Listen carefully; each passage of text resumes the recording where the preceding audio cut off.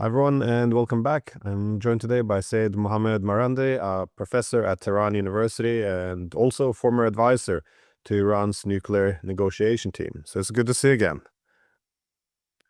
Thank you very much for inviting me, Glenn. It's always an honor. So I wanted to discuss Turkey because, well, Turkey is a very complicated actor.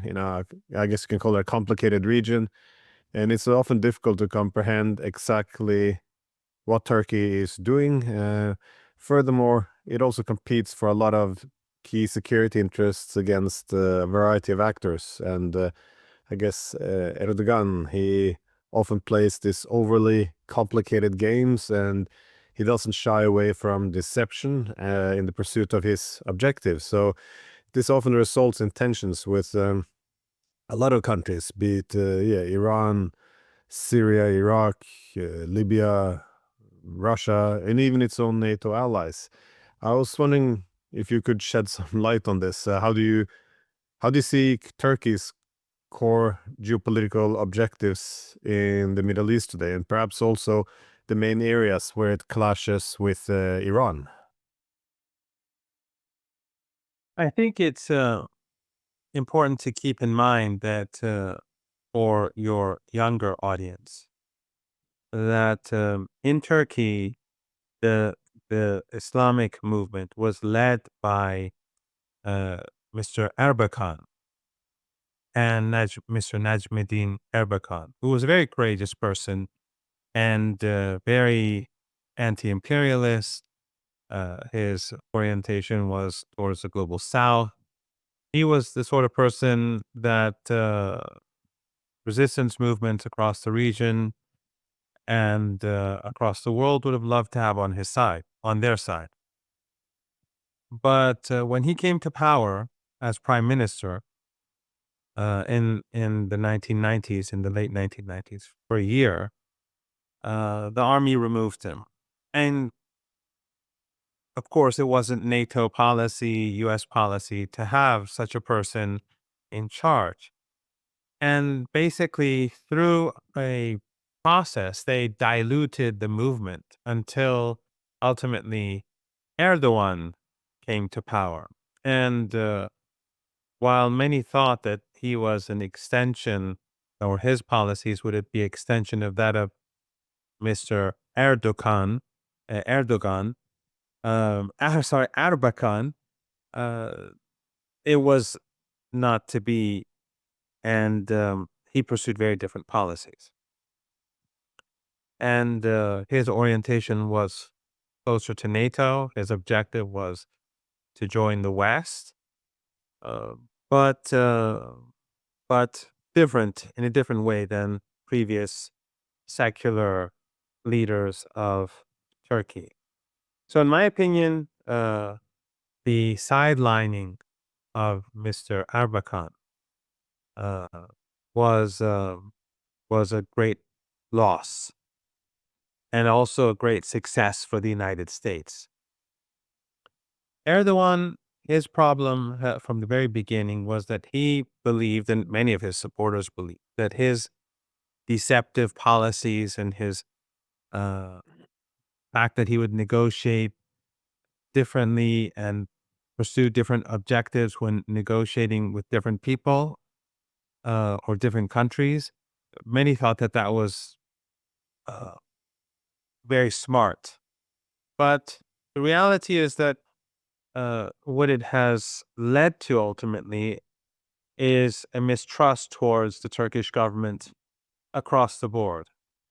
So when regional leaders gather, when they talk, when world leaders talk among themselves, they obviously in their discussions they make it clear to one another that they don't trust the president of Turkey. So he is known to be dishonest and deceptive. And I think that's a great problem for Turkey. So while he may make many tactical gains through these policies or this method of rule, I think it's led to many strategic miscalculations, and it has hurt Turkey a great deal.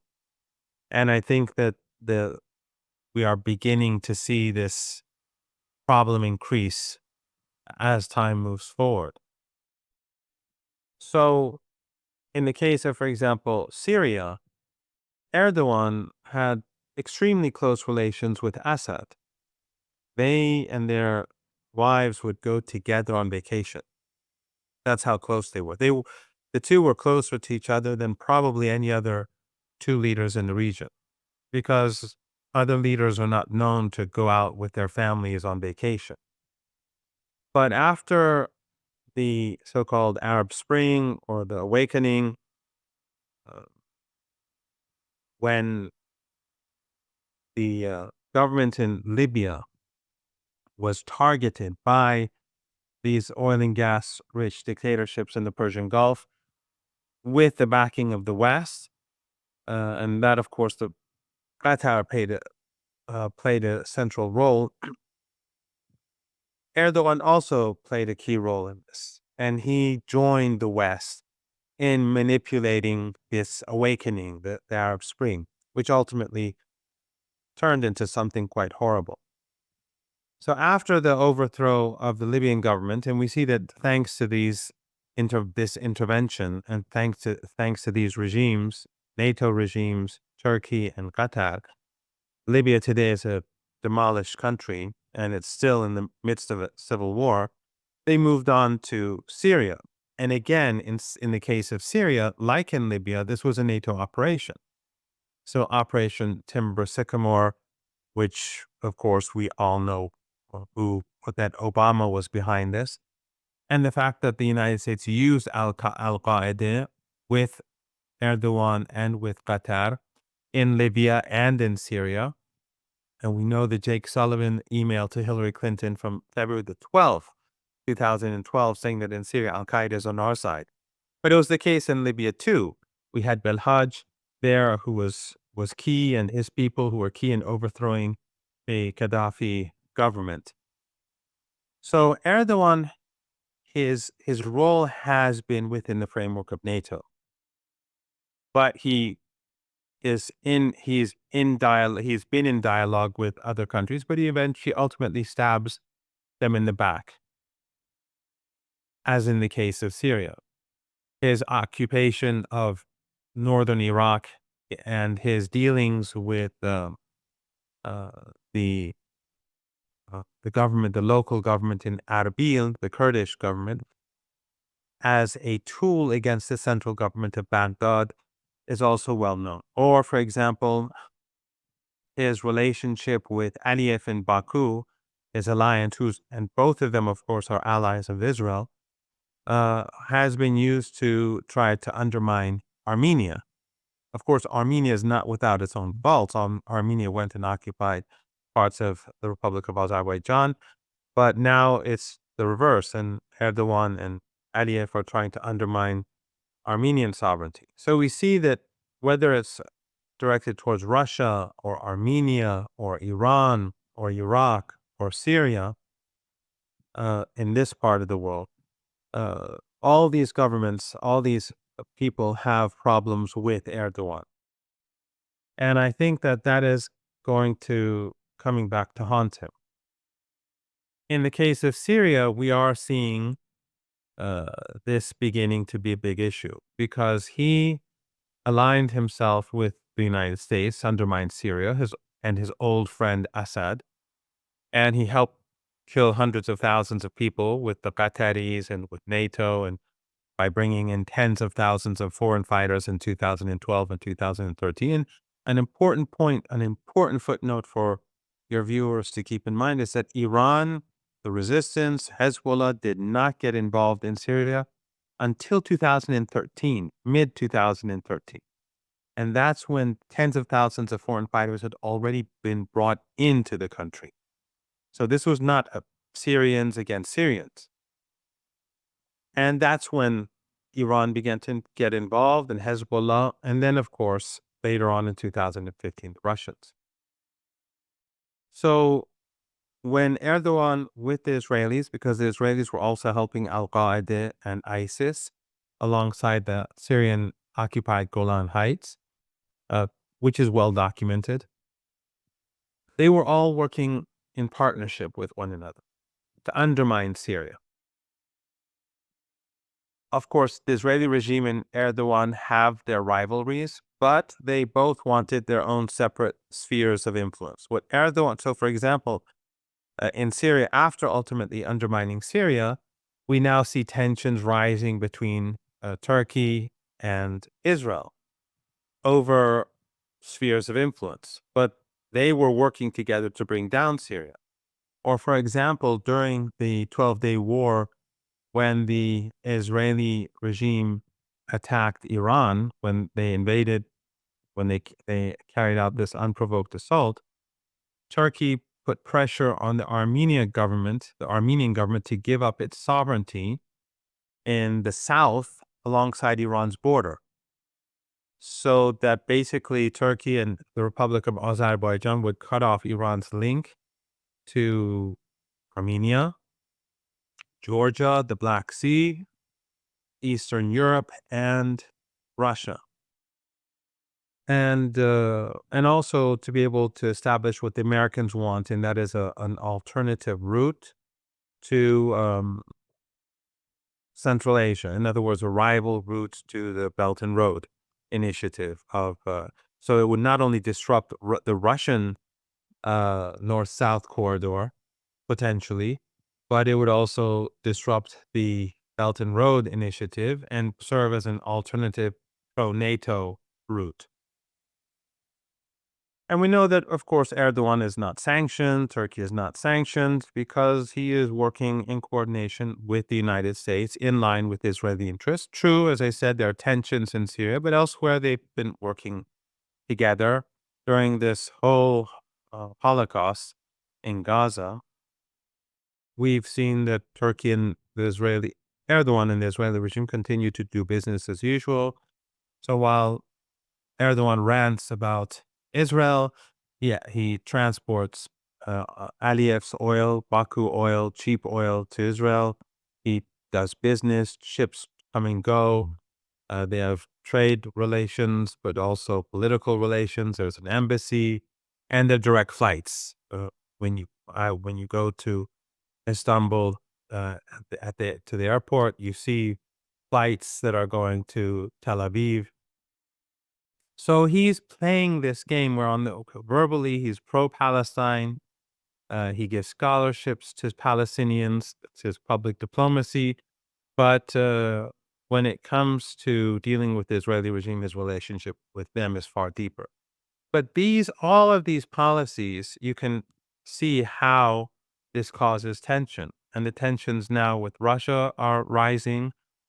China is not happy. He is using Chinese, Central Asian, Russian, Pakistani, Indian, and even Iranian nationals, Iraqi nationals in his different Al Qaeda and ISIS, his Takfiri forces, the Salafi Wahhabi groups in Syria, which do pose a threat to these Asian countries. And we all know how ISIS and Al Qaeda have always been tools used by the West, created by the West, to disrupt countries or regions that are not aligned to the West. So he is very much in the American camp. But Turkey is important, and Turkey is not Erdogan. So for Iran, Turkey is much more than Erdogan. It's a country. It's a large country. It's a country with a Sufi tradition, which is similar to Shia culture, and therefore for Iran, the relationship with Turkey remains important. But he is very problematic. But again, it's now causing problems because in Syria we see that he cannot compete with the Israeli regime. There's no doubt, and this was clear from day one, that when push comes to shove, Trump or whoever's in the White House will stand firmly behind Netanyahu or whoever's in charge in Tel Aviv. So right now, Syria is sort of becoming a black hole. his proxy in Syria, Jolani, or the West's proxy in Syria, Jolani, is floundering. We have renewed clashes in the south over the last 24 hours uh, between the Druze militias and the pro Jolani or uh, Hashara militias.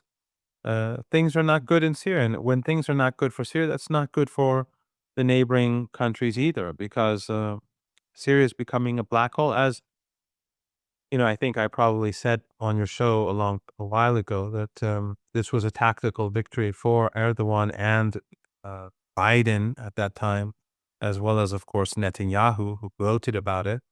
But I think it's a strategic failure for them. Yeah, I think this whole idea of pursuing this neo-Ottoman policy of restoring wider influence in the region, it time and time again appears to come in direct conflict with the objective of actually getting along with members. I also keep noticing that, well, in the West, what often frustrates with Turkey is that it doesn't fall in line, and for me, this seems like more a lot of fault on the West as well, because they don't recognize that the world is multipolar. They have to diversify. They have to have many partners. They can't just subordinate all the time to the U.S. Uh, but for the Chinese, Russians, and others, I think yeah, as you said, getting increasingly frustrated because if Turkey pursues its own interests, yeah, that's to be given. But there's the efforts to harmonize interest with others, see where the common ground is, and to establish a status quo. It's very difficult because every time they seem to make a deal, it's deception that really kicks in, and it becomes too complicated, too many objectives at once. So it can be something small, like for example, when the Russians handed over Azov commanders on the condition they wouldn't be released to Ukraine until after the war, and the Turkey does it anyways. These kind of things where they can't be trusted anymore, or the bigger issues such as Syria, where they thought, okay, let's find a deal where the interest of all the actors in the regions are taken into account, and meanwhile they're planning this jihadi proxy attack into Syria and toppling of Assad. So it's very difficult to make any long-term deals based even on accommodating Turkey's interests when you never know what Erdogan might do next. But of course, Turkey also has a key role in Iraq, mostly linked to the Kurdish issue. But on what areas can Iran and Turkey cooperate, and where do you see them ending up in, if not a clash, at least a dispute? Well, as a private citizen, and I've never been anything but a private citizen, even when I was with the nuclear negotiating team in 2015 and again 3.5 years ago, I only was a media advisor. I've always refused to be in government. But as a private citizen, what I can say as my own opinion is that as long as Mr. Erdogan is in power, I think it's going to be very difficult to have a relationship with Turkey that is satisfactory to Iranians, because they can never trust him. No matter what agreement there is on any issue, he's just not someone who anyone trusts anymore. And that limits things. And of course, Erdogan has been trying, whether intentionally or otherwise, through using Salafism and Wahhabism. And you have to keep in mind that Qatar, which is really an American proxy, uh, the official ideology in Qatar is Wahhabism, and the biggest mosque in Doha, it's a huge mosque that I've seen, is called the Muhammad ibn Abdul Wahhab Mosque, and he is a key figure in the whole Takfiri world. He and Ibn Taymiyyah. So what Qatar and Turkey have effectively done is they've been pushing parts of Turkish society away from Sufism towards a very much tolerant Islam. towards Salafism and Wahhabism. And they've been using them as tools, of course, in Syria, in Iraq, and elsewhere in Lebanon. Something that I've witnessed. I've spoken to some of these Salafi and Wahhabi clerics running big and expensive so-called Islamic centers through Qatari money. Ever since Muhammad, I think, it's fair to say that ever since Muhammad bin Salman came to power, the the Wahhabi, Salafi, Takfiri movement has shifted towards Erdogan and Qatar rather than Saudi Arabia. Mohammed bin Salman, for his own reasons, has distanced himself from these groups to a large degree, but now it's under the control of this axis under the within the realms and the framework of NATO. So Turkish society is impacted by Salafism, and Salafism is sort of now shifting parts of Turkish society away from this traditional Sufi Sufi Islam. And that is going to be a problem because, as I said earlier, culturally speaking, Iran and Turkey are very similar, and they've been very similar. But of course, Wahhabism and Salafist Takfiris, they uh, they they consider, for example, Shia to be infidels. So if they have access to me, they'll kill me, and or my wife, or my children, my neighbors, uh, and we see how they behave now in Syria. Initially, when they carried out the slaughter against the Alawites, even the Europeans were defending them and saying, trying to make it the fault of these poor villagers and townspeople, and say, well, they were affiliated to the Assad government, which they weren't. Many of them were they were overwhelmingly just ordinary people. But then they moved on to Christians and um, the Druze more recently. And effectively, and this is something that I think was intentional from the beginning, not necessarily by Erdogan. I don't think that's the case. I don't think he looked that far into the future. But I think from the very beginning, the Americans were using Al Qaeda because they've used them before in Afghanistan and Pakistan, as we all know, against the Soviet Union initially, but also against Iran later on. So they know how they work quite well. And, we also have the 9/11 experience. Whatever, taking, even if we accept the official narrative of 9/11, they know Al Qaeda very well. And so by bringing Al Qaeda to power successfully after 13 years of dirty war, it was natural that Syria will move towards uh, explosion. It would implode.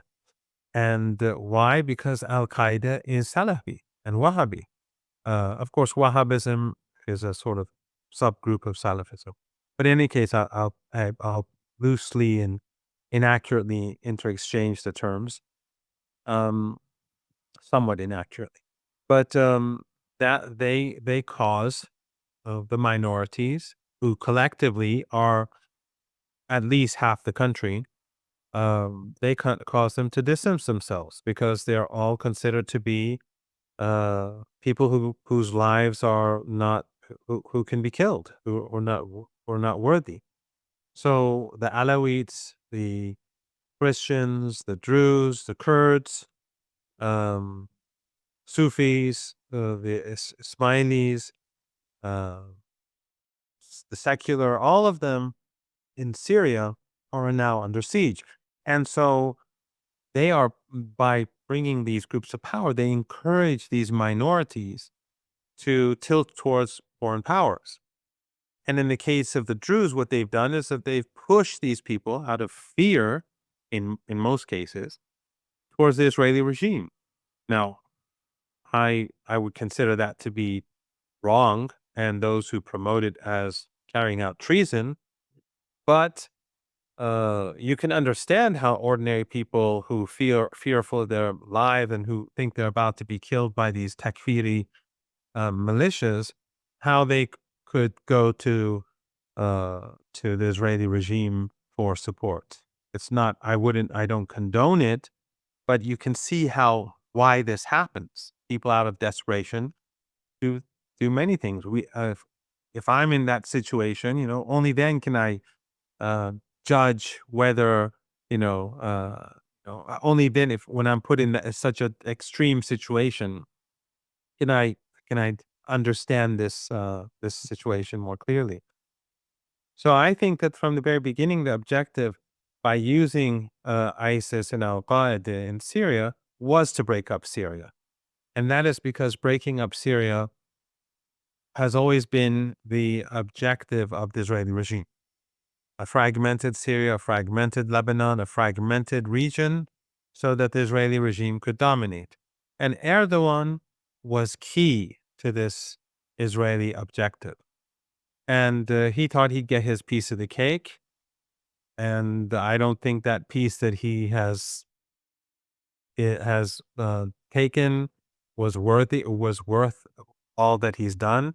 And it's not even worth it for Turkey because this, as I said, is becoming a black hole. So basically, in Syria, you have a country that's falling apart.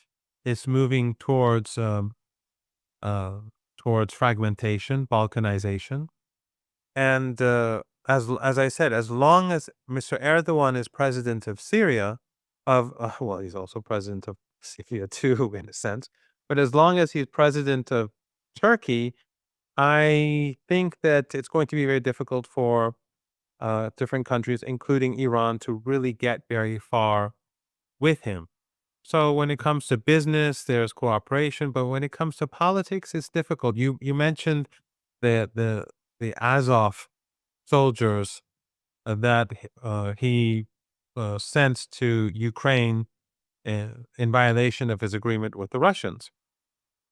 Well, that's exactly what he did in Syria. After his extremists uh, were losing in Syria, and after the government, along with Russia, Iran, Hezbollah, and others, were able to take back key parts of northern Syria, uh, he did a deal. He pushed Russia and Iran to accept that these extremist forces remain in parts of Syria. Now, Iran was more skeptical, but the Russians wanted the deal. The Iranians did not trust him because they have a longer history with him. And ultimately, the Iranians were right. Erdogan, he said that I cannot take these people inside Turkey. It's going to be a big problem. So ultimately, they had agreement where they stayed in Idlib. But ultimately, what the Iranians were concerned about happened, and they took over Syria. But now, although, as I said, it's going to be a problem, but I think some of Erdogan's policies are coming back to haunt him, and that is causing countries like Iran and Russia uh, to be more cautious about him, and I think it's going to make it more difficult for Turkey under Erdogan to achieve its objectives in future, especially now because of his rivalry with the Israeli regime in Syria, where the Israelis, thanks to Western support, have the upper hand. I think that's all of these are going to become problems for the Turkish government in future, increasingly difficult problems. Yeah, I think that part of the regime change was always not planned properly. What happens after Assad is gone and the common interest of removing him are gone, and all the new competing interest of post-Assad Syria comes to the surface. My last question though was just about how you see the role of China and Russia in the region, because my main impression has been that they would like to avoid alliance systems, simply because it means if you choose one, you choose away the other. So, for example, with the Chinese, they really wanted to they prioritize obviously the need to get along with Iran. They see Iran as a key partner, but they would also like to get along with countries like Saudi Arabia, UAE, Qatar. So so they had this incentive to try to, um, if not only for economic interest, like the Belt and Road, but to seek this diplomatic bridge between the Gulf states and Iran. And the Russians, I think, have seen it the same way. They would like to be as close as possible with Iran, especially now that they're pursuing this Eurasian future, which Iran suddenly is elevated to one of its key strategic partners. But at the same time, they don't want to alienate the Arabic states. So again, you have this, would like to avoid alliance systems where you alienate the opposing part. That being said, this the region, the politics of the regions does impact this. So, for example, with Russia, Israel, they always wanted to balance this one, but now with Israel having backed Ukraine in the war against Russia, and also that Iran is becoming more important, you see the priorities shifting quickly towards Iran, and less and less empathy towards the Israeli position. And I guess for the Chinese, I assume they see it similar way with Azerbaijan. That is, if Turkey is moving into its growing influence with Azerbaijan, disrupting Iran, Armenia, that this is something that also causes a problem for the Chinese. And again, Russia, China has to also manage the America's position in the region, which is very much focused on the alliance system. That is, if you can keep Iran as an enemy, or bad relations between the Gulf states and Iran, then you can weaken Iran, and you will also have the obedience of the Gulf states if they have an Iranian threat on their borders. So you always, so there's a lot of games being played at once, I guess. I was just wondering do you see the Chinese and Russians changing their position in the region somehow, or how do they play into this wider tensions or conflicts that also Iran is being pulled into? I think the model that Iran pursues is very different from the American model, or the model pursued by the West. And the West has proxies in the region, allies in the region, the main ally, of course, the key ally being the Israeli regime. Iran does not want a military alliance with either China or Russia or with anyone. It wants very close relations. And I think that's the same is true in Moscow and Beijing, that the relationships are growing closer. Uh, Iran cooperates with the Russians. They've helped the Russians during the war, especially during the period where things were difficult for the Russians. It was Iranian drones that were very important in preventing things from getting worse in Ukraine. And the Russians then also sell products to Iran. There was discussion a while back that the Russians wanted to sell certain air defense systems to Iran, but the Iranians refused. That's not accurate. The Iranians and the Russians have been cooperating. The Russians have their own limitations. Uh, Part of it is because of the 2 million Russians that are in Israel. And the second is, of course, that the Russians are very much focused on their own war. It's a very intense war. It's always been very intense. When I compare, for example, when Saddam Hussein, supported by the West, invaded Iran, it was almost 8-year long war. The casualties in the war in Ukraine today are far higher than the casualties in the war between Saddam Hussein and Iran, because of the intensity. So Russia has its hands full. So that's another issue. But the relationship between Iran and Russia have evolved. The Russians know very well that any success by the Americans in the Persian Gulf region or West Asia is very bad news for Russia. And the same is true with China. China also is concerned about. So I think that the events in our region are drawing Russia, Iran, and China closer to each other. You can see that happen just in the last few weeks, let's say. But Iran does not want the Chinese and the Russians to distance themselves from countries in the Persian Gulf region. It's exactly the opposite. even though Iran has big problems right now, just as Erdogan conspired with Netanyahu and Biden, and of course, before Biden, Trump and Obama to undermine Syria, right now, Saudi Arabia is working with the United States and Israel to undermine Lebanon. And we have huge tensions right now in Lebanon over uh, the, the, the the arms of the resistance of Hezbollah. And the next couple of days are going to be very sensitive days in Beirut, as this is going to be discussed in the cabinet and the decision will be made. And so the Saudis are working against the resistance, just like Erdogan was working against the resistance, and both of them in favor of the Americans and the Israelis. However, what Iran wants in the Persian Gulf region is for the Chinese and the Russians to have a stronger presence, a stronger political and economic presence, helps draw these countries away from complete dependency on the United States and creates more room for maneuver. Iran didn't have to include China for rapprochement with Saudi Arabia. Saudi Arabia wanted rapprochement, and there was progress made in Baghdad and in Oman, uh, in Muscat, when the two sides were negotiating.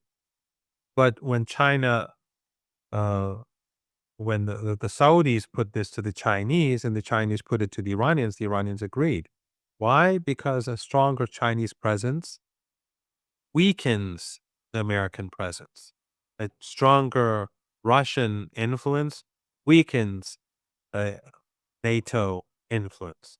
So for Iran, Iran does not want the Chinese to choose between the west side of the Persian Gulf or the eastern side or the northern side of the Persian Gulf or the southern side of the Persian Gulf. Iran wants, and if the United States was smart, they would have done the same thing. But they, the United States increasingly is marginalizing everyone across the world. But over the past few decades, their policy was very different in the Persian Gulf region. So I think that what Iran seeks is stronger ties with Russia, with China, with India. Iran knows that India has strong relations with the United States and sadly with the Israeli regime. But Iran is trying to draw India further away from the United States. India has very good ties with the United States, and Iran has no great expectations. But the point is, even a small degree of change has a huge impact. And so by trying to be a part of this larger group of countries that tilt a bit, further away from the West, some more, some less, Russia more, China more, India much less, Brazil, a bit more than India probably. By trying to push these countries to the degree that it can away from the West, Iran feels that this is good for the region and it's good for the country. So in the region. And so what Iran would like to see is a stronger Asian influence on West Asia and the weaker North American influence. And the reason why I say North American influence is that I think that over the last decade, Europe has basically disqualified itself from having any role because they've undermined their influence in Russia. They've undermined, I mean, when we had the nuclear negotiations 3.5 years ago, now I was in Vienna, the war in Ukraine happened as the negotiations were taking place. And I was telling European elites and journalists who would come and speak with me that now that you've, you know, cut ties with Russia, you will have an energy crisis in the years ahead. We're moving towards a harsh winter with expensive fuel, and we saw how that negatively influenced European economies, and that continues as we speak because when it was obvious that this war was not going to end overnight. So um, it was in the interest of the Europeans to do a deal with the Iranians so that they could have Iranian gas and they could invest in Iran's gas and oil, um, you know, and increase and decrease their um, their reliance on other sources, but they didn't do that. So they lost Russia, they lost Iran, and then of course they are now fully dependent on the United States. So it's basically North American influence, and what the Iranians are seeking is to decrease that influence on West Asia. There's this complicated games all the time. I feel being played. It's same as in Syria now. It's the idea that yes, in the West, the view is well, Turkey's role now is a bit problematic. For one, of course, backing the jihadists, which we're making peace with it, but still, but also the tensions it has with Israel. But the logic one gets into then is well if Turkey doesn't have this influence there, then Iran might. So one ends up, as a we, I mean, the NATO ends up backing actors and policies which it knows kind of is detrimental to its long-term interests. I think most people understand that Jelani and yeah, Turkey's growing influence there is not going to be helpful. But even for objectives such as backing Israel, which is should be questioned whether or not that should be an objective as well. But one gets locked into the strange games. I did forget to ask about the Kurdish issue, because as the PKK is now weakening, if not disintegrating, what will this mean for Erdogan? Because this has been good for him to hold on to power, and we've seen in the last few days a crackdown as well on on opposition protesters. So how do you see the role of Erdogan? How solid is the ground he stands on? This is always a problem when you defeat your opponent. Suddenly, some of the legitimacy or purpose for for having the power to begin with can start to wane away. Well, I think when you look at the broader picture, he's actually done more to hurt Turkey with regards to these issues through what he did in Syria than any success that he's had. Um, because Syria right now is controlled by much of Syria, the north east of Syria in particular, and the east of Syria is controlled by uh, Kurdish proxies of the West. And that is much more problematic than some official statement by a PKK leader in jail. So I think that the problems that he's caused for Turkey by undermining Syria have only increased. And I should add that, and remind your viewers that actually, and as you said, you're absolutely correct. The West's interests are not in fragmenting and balkanizing this region.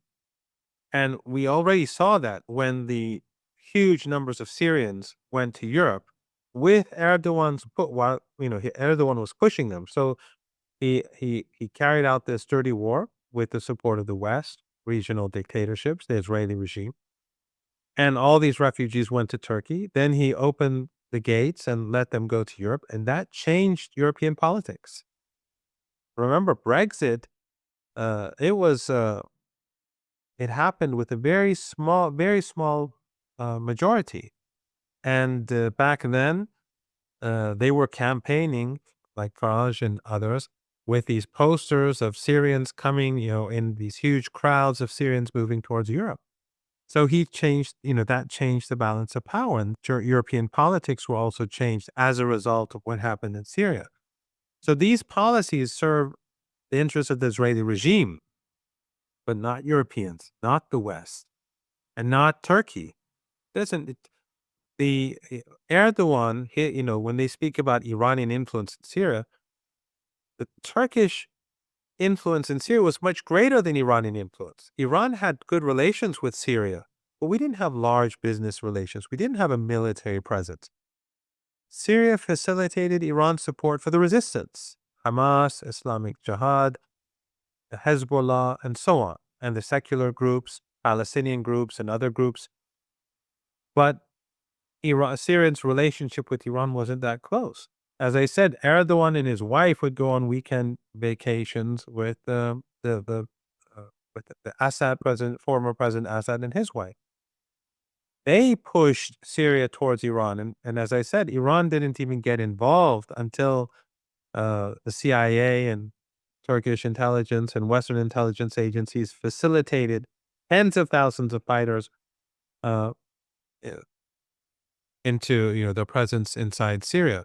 And these many of them were recruited from Europe, from I don't want to create problems, but through cultural centers that say influenced by Wahhabism and Salafism, under with the full knowledge of Western intelligence agencies across Europe, and North of Africa and elsewhere.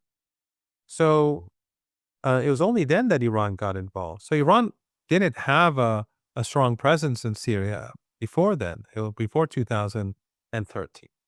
But in any case, yes, I would argue that what happened in Lebanon, what happened in Syria, what happened in Iraq, what happened in Libya, these were all in the interests of the Israeli regime. And none of them were in the interests of the Europeans in particular.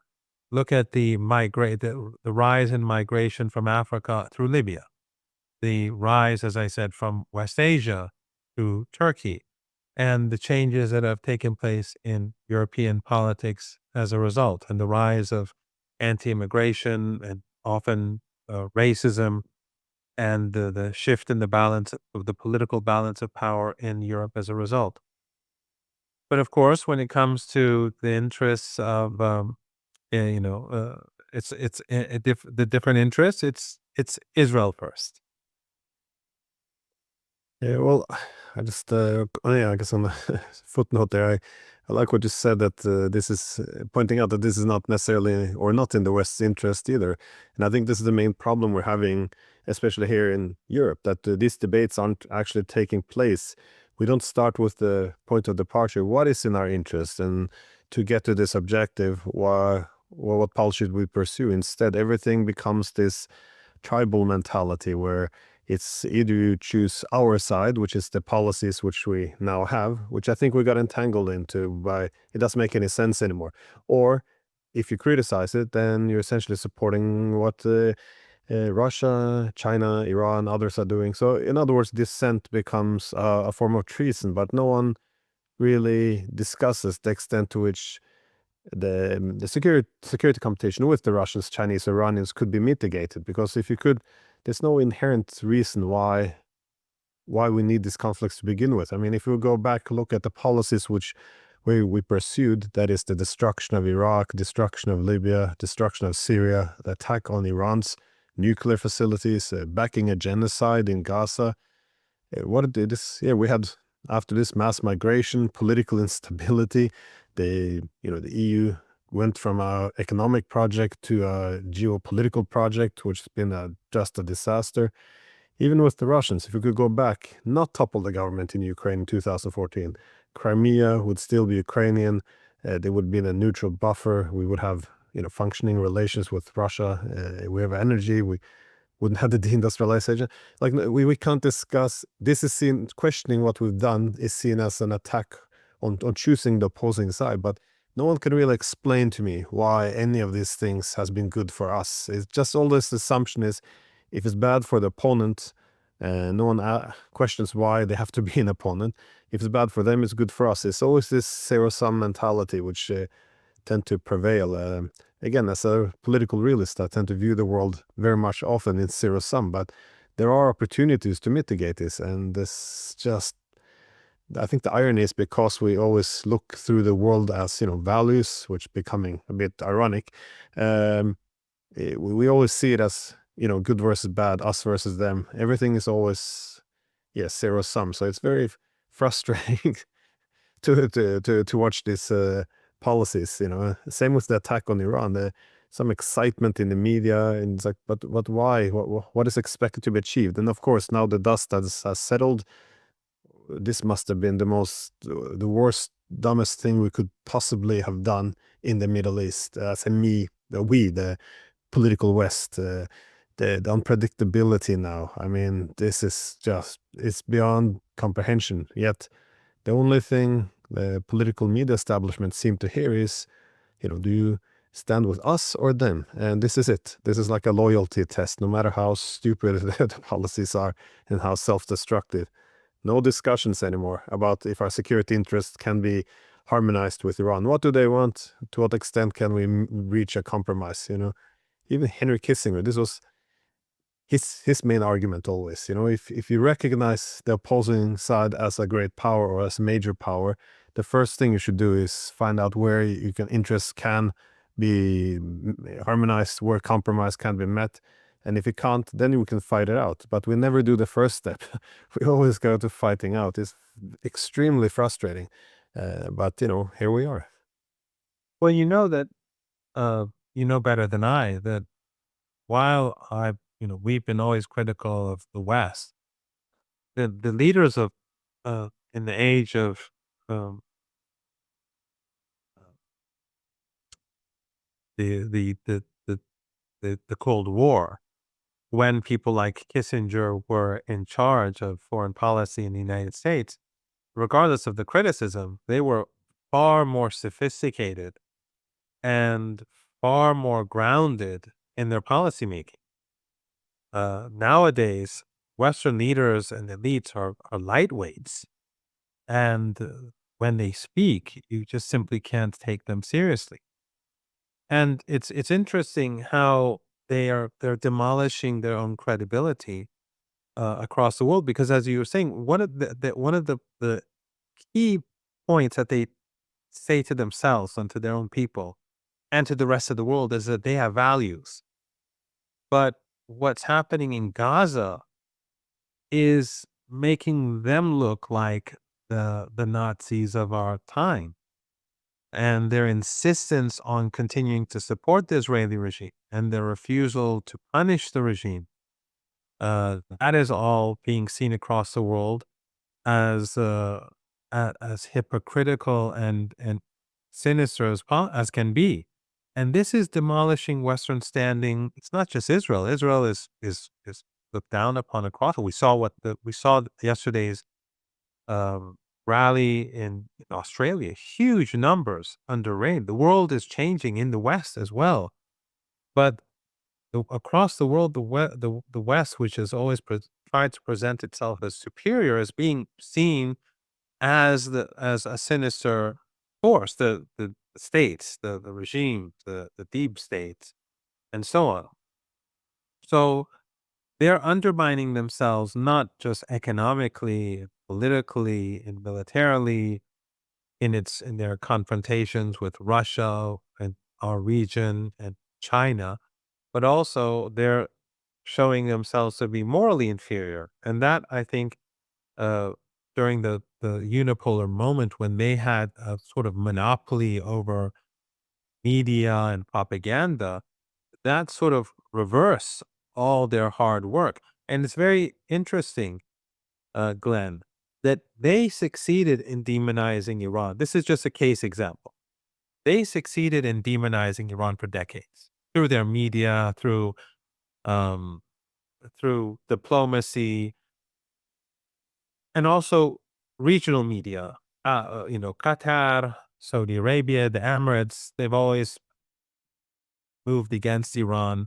Qatar has many media outlets, so do the Saudis, so do the Emiratis, through sectarianism, racism, and so all this coalition of the West and its regional proxies have succeeded in antagonizing Iran in the eyes of people in many parts of the world. But ever since the genocide in Gaza began, we see that the Ansarullah in Yemen, or the Houthis as the West calls them, which were antagonized in the region and across the world, they become heroes.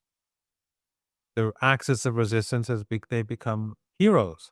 And Iran today, which has always been attacked, both through sectarianism in the region, racism in the region, and in the West through hosts of different multiple narratives that all work within the same framework, all of that has fractured. All of that has fallen. Iran has now become popular across the region and beyond because it is steadfast against the Israeli regime. It is the only country alongside Yemen that's opposed to the genocide, that's paying a price in opposing this Holocaust as we see it.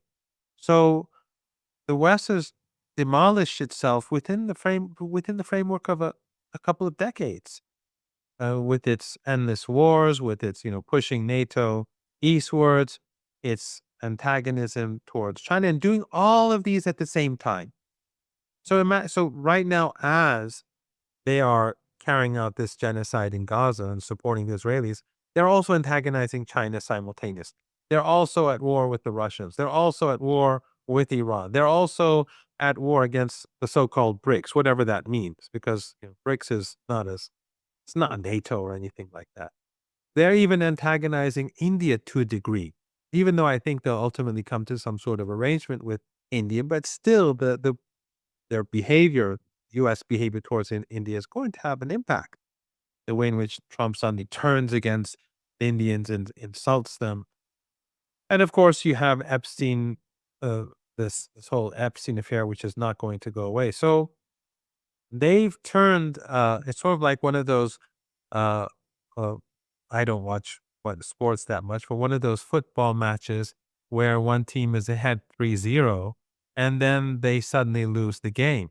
The West had everything in the 1990s. They were at the top of the world. They had defeated Saddam Hussein in Kuwait. They dealt with the ghosts of Vietnam, rightly or wrongly. They defeated the Soviet Union, whether they really defeated it or it collapsed on its own. That's probably a more complicated affair than it seems. But instead of pursuing policies to maintain their own hegemony, they pushed too far and they pushed against everyone. And this is going to be in human history, the empire that has collapsed in the shortest amount of time. Well, this is problem of global hegemony. You have to go after everyone at the same time. There's no priority. It goes the very predictable thing critics said in the 90s. There's going to be overextension. It's going to be spend all the resources. It's going to manifest itself as socioeconomic, political instability. Meanwhile, the major powers of the world will start to come together for collective balancing of the West. And again, it's coming into play, but there's no course correction. And this is what is extremely frustrating, because I think ideology locked down these policies and there's zero acceptance for dissent. So it's, yeah, anyways, Professor Marandi, always great to speak with you. So thanks again for your time. It's always a pleasure, Glenn. Thank you very much for inviting me.